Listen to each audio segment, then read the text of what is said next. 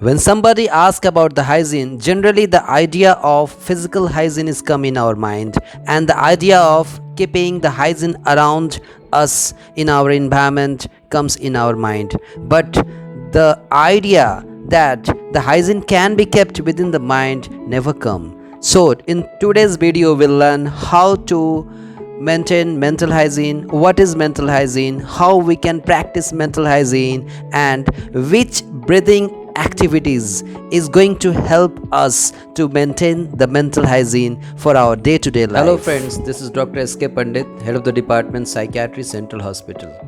Today I will tell you a very important mental faculty which is called as mental hygiene.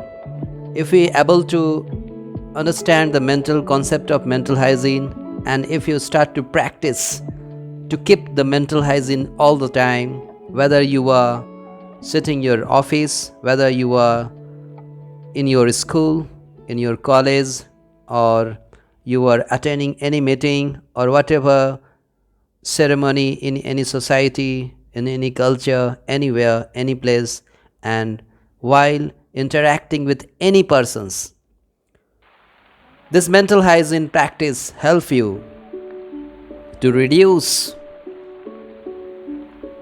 the generation of certain unpleasant emotion within your mind, and it will build pleasant emotions within your mind all the time.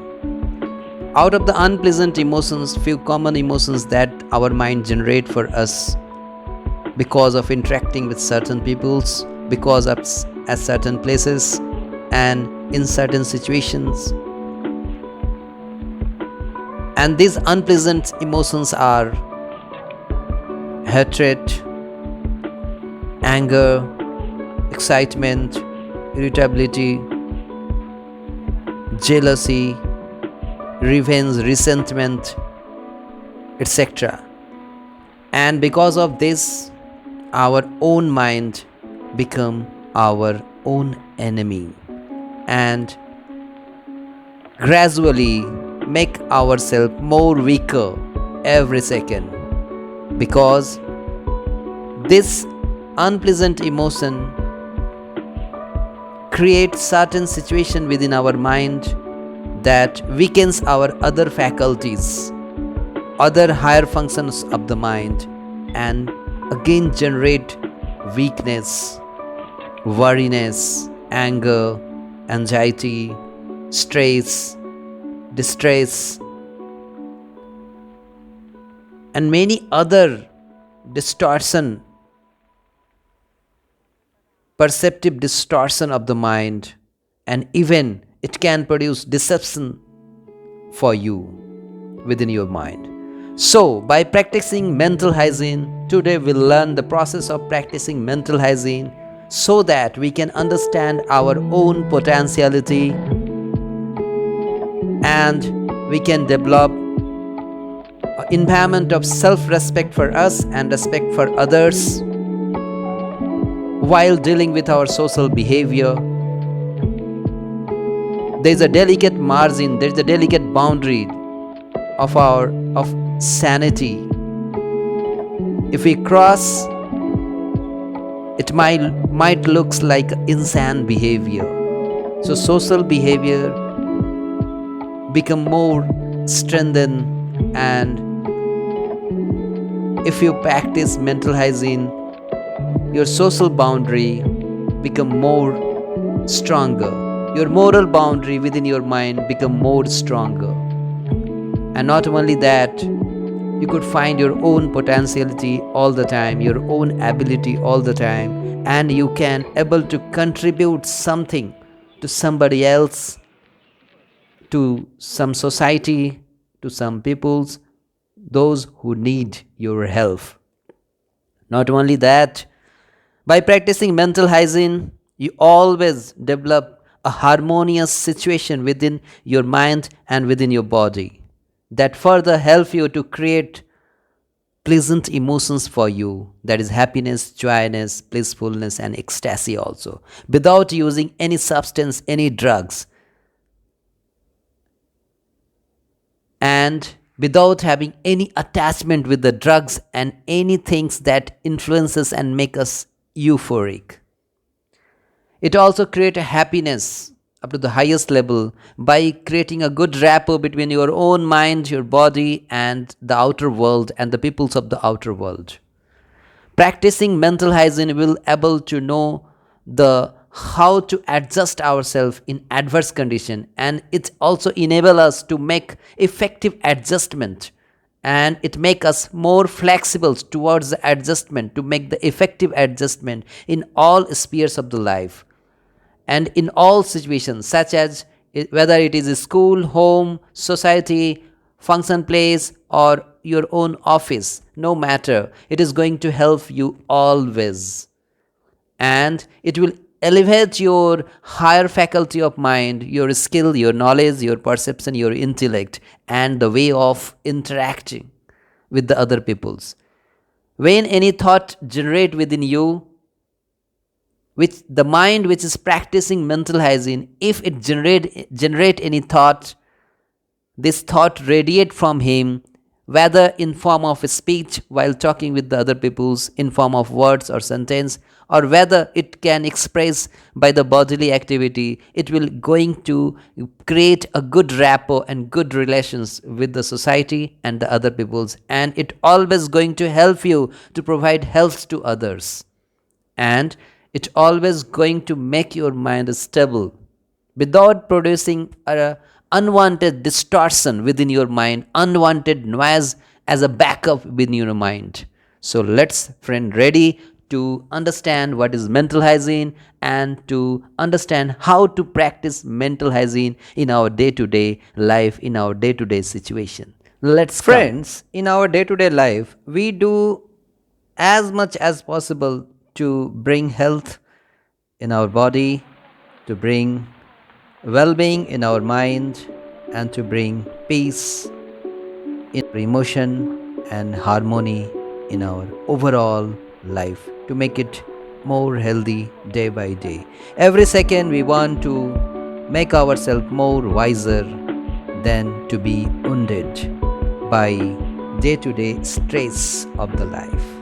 So, today we'll learn how we can cope with day to day stress that build up within our body, within our mind, by knowing the concept of mental hygiene.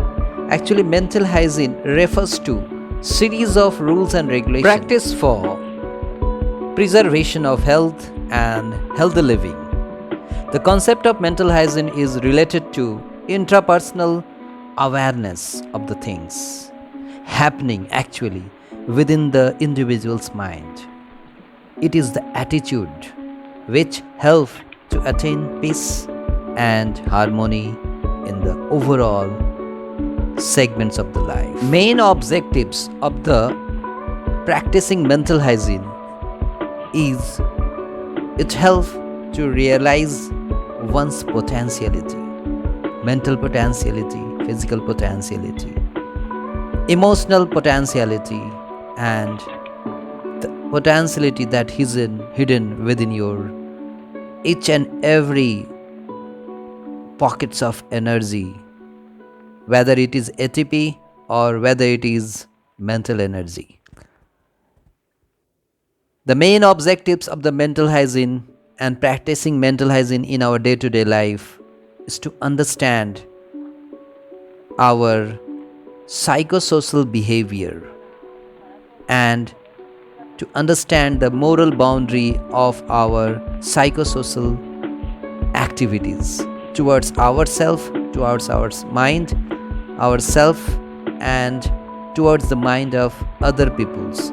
So it will help to create a good relation between your own mind and body with the world and the peoples of the world, peoples around you, at any place, to whom no matter you are dealing with, you are always, if practice the mental hygiene, it will help to maintain a good rapport in a empathy way of empathy. and it will help to understand one's limitation and to tolerate the limitations of others. It causes a harmonious development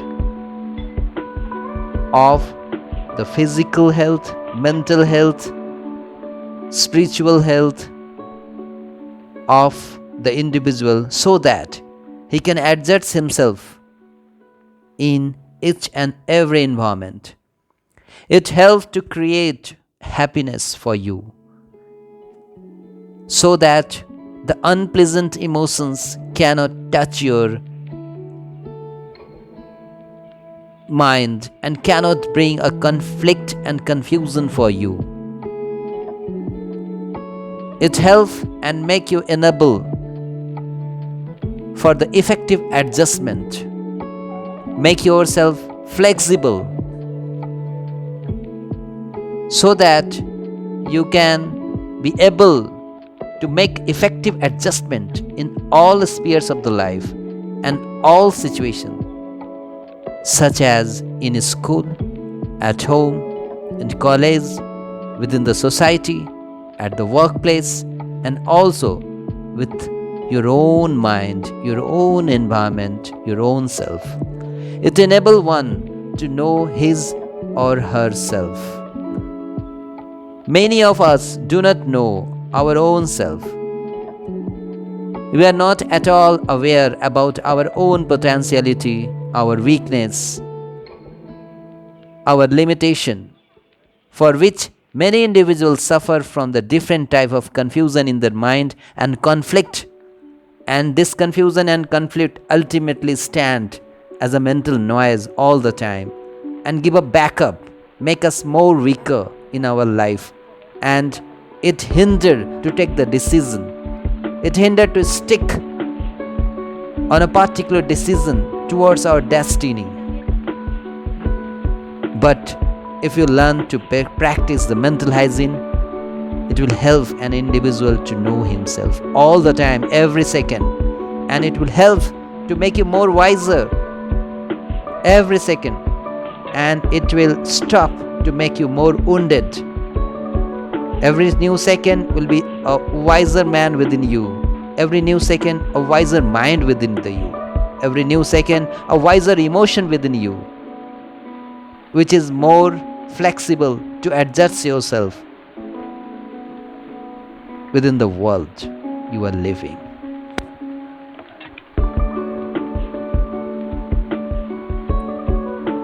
After well knowing the concept of mental hygiene, let's practice two breathing activities known as suryavedam and chandravedam, and learn how these two practices, two breathing exercises can help us to maintain our mental hygiene whole day, all time, whether you're working or whether you are doing any friends. work. Namaste. Today we learn second pranayama, pranayam 2, suryavedam, and pranayam 3, chandravedam. In suryavedam, mainly inhalation is done from right nostril only, and exhalation purpose left nostril is used. Again, let's do it with me. Acquire Nasik Mudra, and then just compress your left nostril with these two fingers attached together, fourth and fifth, and inhale from right nostril completely. For exhalation purpose, just omit the right nostril and open left nostril. Let's try it with me. Suryavedam, Suryavedam Pranayama 2.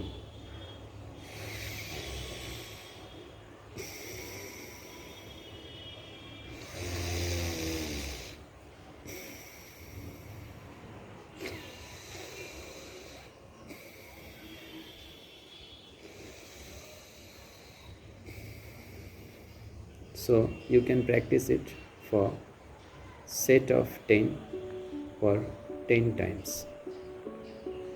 Suryavedam is mainly done to activate the sun side of the body.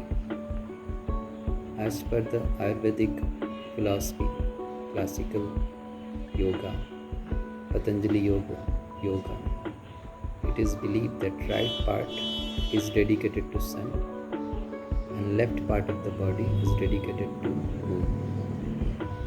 So here by performing Surya Vedam, we basically using the right nostril and trying to activate the sun energy, sun power within us. Thank you.